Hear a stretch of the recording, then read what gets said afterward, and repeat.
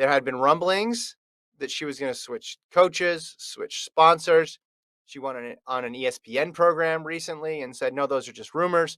But it appears that the rumors might be true. Andre Lowe of the Jamaican Gleaner tweeted yesterday that she confirmed her split with MVP Track Club and coach Steve Francis. And this was the statement that she released. It says the double Olympic champion is considering all options available concerning her team.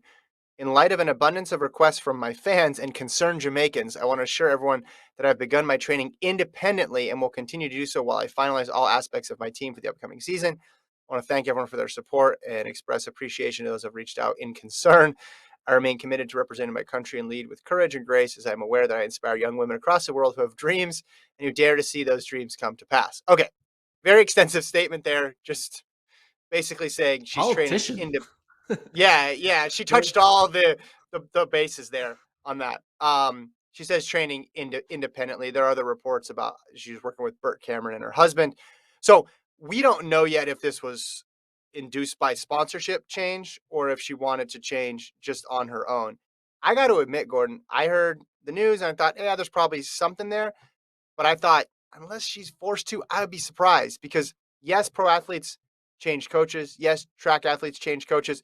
But to see someone at the top change and to see someone who's at the top all time and has the possibility to do something unprecedented next year and the next several years, it is a bit surprising.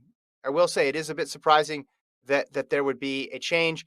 And if it is a sponsorship thing, a bit surprising that Nike, who was her previous sponsor, wouldn't just back up the Brinks truck to keep her.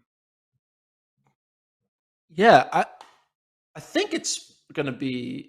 I think the whole situation is a sponsorship situation. I think Puma may have gone all in on her. I'm not reporting that, but like I'm just. It doesn't make sense to try to fix something that ain't broke, right? She was running the best she's ever ran.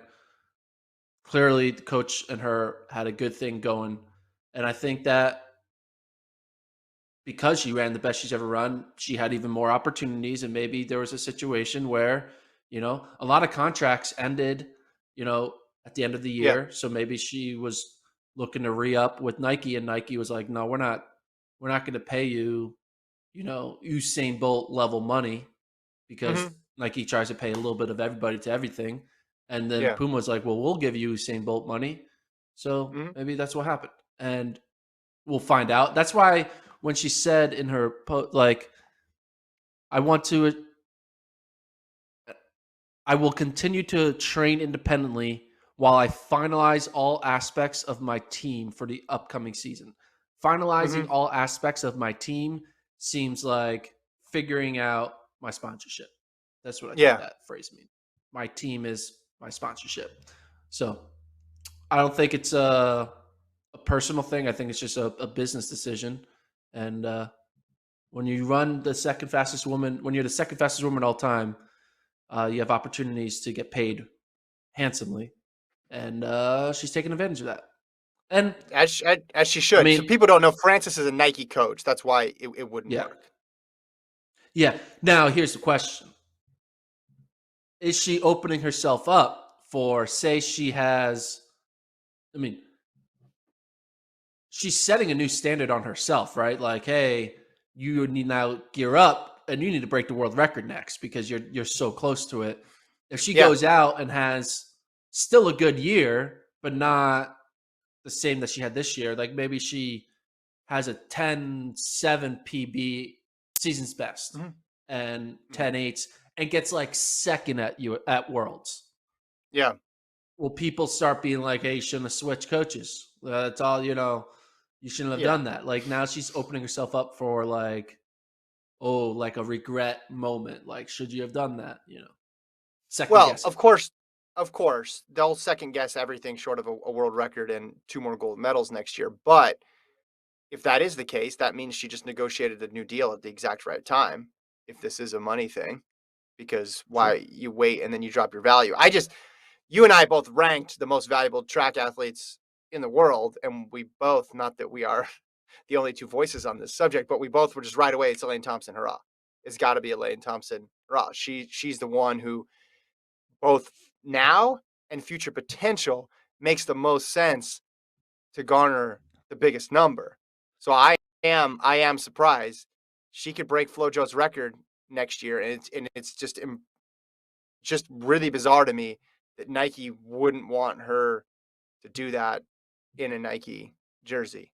Now maybe they figure, hey, she might break it at the World Championships, where she's wearing the Jamaican jersey anyway, so we don't have that deal, right? So perhaps that's part of it, but still, there's a good chance that she runs that outside of a World Championship final or an Olympic final, and to have that moment of history come in somebody else's jersey is just it's surprising to me. It's surprising to me. I know they like to spread out the money and not just throw it all towards one person, but this seems to be an exception, or it would have been an exception. Yeah, you would think like there are certain athletes that are bigger than that are just the exception to the rule. Like I believe if Ilya Kipchoge was up Yeah, and Adidas was yeah, throwing money at Ilya, I think Nike would be like, no, we want to keep him. He's his brand is more valuable than anything yes, else, yeah. and You pay him. You pay him. you pay him. Yep. And I don't think there's many athletes like that. And then maybe they're just thinking like, you would think that they would look at Elaine Thompson-Herah and like put her in the same category as Ilya Kipchoge, but maybe Yeah. they just I don't know. It's weird.